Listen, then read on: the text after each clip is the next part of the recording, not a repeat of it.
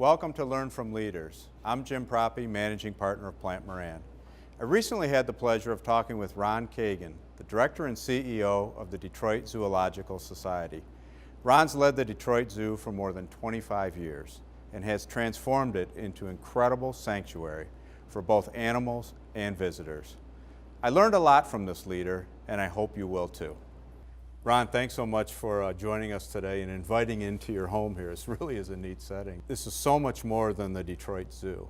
Tell us a little bit about the Zoological Society and all that it encompasses. The Zoological Society is a lot more than just the zoo, and even though the zoo is a spectacular place to visit, it's really part of a big programmatic agenda to help save nature and to help bring people and nature together in a really healthy way. One of the things that you and I had talked about and you'd share with me is just the healing nature of the zoo and the days that you have these huge crowds, and whether it's young people, old people, families. Tell us a little bit about that and some of the mission. Well, you know, the great thing is that the zoo really is nature, and nature does have incredible therapeutic power. And there have been some amazing moments where that's just been so crystal clear. One of them was right after the tragedy of 9/11, September 11th, 2001. Within a couple of hours after that, the zoo was filled with people. And I think it's because people were looking for a place to kind of recalibrate, a place that really does make you feel healthy. In fact, we've even woven that into all of our marketing.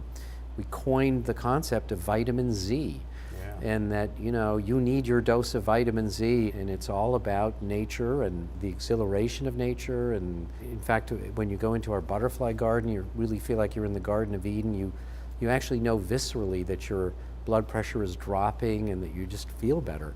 So the zoo is really about what is healthy for us physically, what's healthy for us psychologically and even spiritually, and obviously very educational. So it's kind of heals everything. You've been leading the Detroit Zoological Society for what, a little bit over 25 years now? Just 25 years now, yeah. And one of the things that you've done is really help create the vision, it seems, for your folks, for your staff, and allowed them to live it out. Well, I think that we understand that this can't be done by one or two people. I view my role as a CEO as being kind of a co-architect and a co-guardian of the vision, and I do that with the board. And we have an extraordinary board of 65 people who are incredibly wise and experienced and thoughtful and energized and very, very committed to this community and very committed to helping nature. So together, over the years, we've managed to also recruit a lot of incredible staff, a lot of amazing volunteers. We have over 1,000 volunteers here. So this is more than a village, and it really does take that to create something quite unique. Yeah, one of the things we always say at Plant Moran, it's not about the individual, it really is about the team and making sure you surround yourself with the right people. Well, you know, you do that to create great things, but frankly, it also makes it so enjoyable. I think we love working together here. Take a minute and tell me your secret around delegation, because with just the size of the group and the team and what you have responsibility for, you must delegate quite a bit. How do you do it? How do you do it effectively? Well, you do have to delegate, and a zoological institution is really different. Most people don't realize it, but we operate in part like a healthcare system, because obviously we have thousands of living beings here. We operate like an educational system.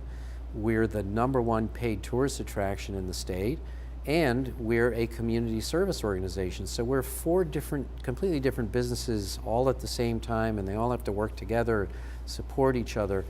That's great complexity, and there is no one person that can lead all of that and do all of that. The key, in my view, is fairly simple. If we hire terrific people, it's very easy to delegate. If you delegate to people who are not, really, really capable, then it's relegating, and that is not going to be successful. So our secret, which isn't a secret, is that we have hired and recruited and kept just so many incredible people. One of the things that you and I had talked about was just the strategic plan, and in particular the Green Print strategic plan. in what you've done there, and the green restaurant, and the different awards that Yeah. you have won for the zoo. Tell us about that. Well, it's so interesting, you know, when you have a lot of really smart people, and we do, and we have a mission statement and a statement of purpose. We've been going along for a number of years, and all of a sudden it occurred to us that we did not explicitly say anything about being green, yet first and foremost we're a conservation organization. So it was this sort of aha moment that wasn't a happy moment, because actually we were kind of embarrassed, and that really shocked us, and it kind of shocked us into action. And the moment we did that, I think we were so energized that we needed to really catch up, because we've done so much in all the other areas, won lots and lots of national and international awards for everything, education and conservation and visitor attraction and all that other stuff. So we really put a incredible board team together to help work with the staff. We hired a sustainability manager, and we created an internal green team, and then we just took off. Quickly. Well, we did take off quickly, I have to say, and I think this is probably not unusual. The first couple of years, at the end of the second year, we were sitting there very frustrated because we were working so hard, but we hadn't yet, you know, felt any of the fruits of all of that. Yeah. And then it really finally started paying off in a big way in so many different elements of everything we do, not just facilities, but also operations. And then ultimately, we received the national award for the greenest zoo in the country, which, you know, was like less than 5 years when we started, which was pretty incredible. That's an amazing story. Yeah. Congratulations. What an achievement. Thank in you. a quick period of time. I have to ask you, you've got a few things here that I've never heard of before. One of them, the anaerobic digester? Yes. I think it is. Yes. And then there's the solar flower. Yes. Tell us about those. Well, the anaerobic digester is a lot of fun for us to talk about, especially with kids, because kids love to talk about poop. And we have so many animals here that we actually create 1 million pounds of animal waste every year.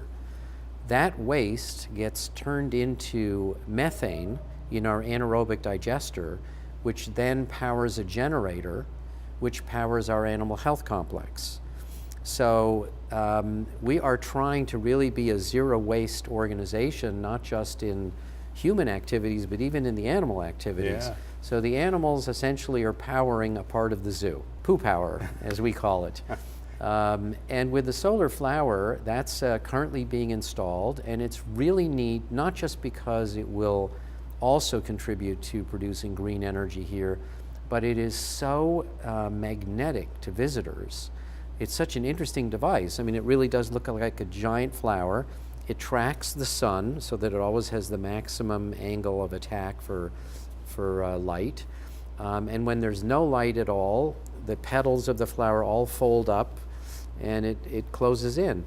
So when you watch all of that happen, and visitors will see that, they will stop and they will go, what is this? Sure. And that gives us the opportunity to talk about renewable energy, how important it is, how viable it is, what are the different ways to do it, and have them think about, well, maybe I should have solar power at home, or you know, how I can do more recycling or other things. So it's actually a conduit for us to really communicate with our 1.5 million visitors every year and make them better eco-citizens.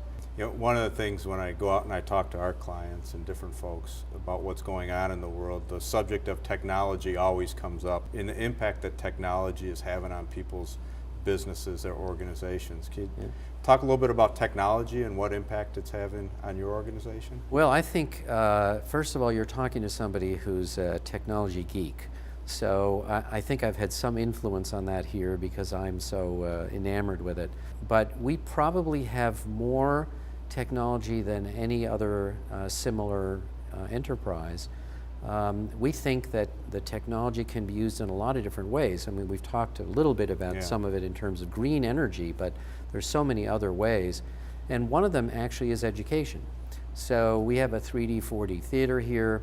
We have a motion-based cabin simulator, which allows up to 30 people at a time to experience what it's like to be a different animal. And we have all sorts of different simulations. We have Science on a Sphere here, where we're actually one of only 2 zoos in the world that has that, and it was created by NASA and NOAA. and you see the world as if you would see it from about 2,000 miles in space. And we can show people what's happening with migrations of animals. We can show them what's happening in terms of climate issues. I mean, it's really using the technology in a theatrical way allows us to have big impact. Same thing in the Polk Penguin Conservation Center. You cross the Drake Passage to get to Antarctica.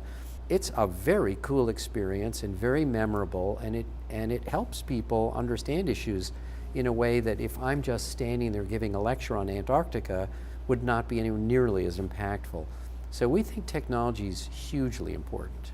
Yeah, it really is neat to see the different things that you have going, and I'll share with you, I've been coming to the zoo for 50 years, over 50 years, since I was a little kid, and I remember the zoo key, the red zoo elephant key that you'd push in to hear the story, and now you walk through exhibits like this, and it's just fantastic. It really is. Thank you. Well, Ron, that's about all the questions we have for right now, but I can't thank you enough for spending time with us and sharing your different thoughts on leadership. Well, it's a pleasure. Thank you for being here. I hope you enjoyed my discussion with Ron and learned as much from him as I did. I especially appreciate his point of view on building a strong team, creating a vision, and helping your team bring that vision to life. Thanks for joining us, and check back next month when we'll talk with another leader.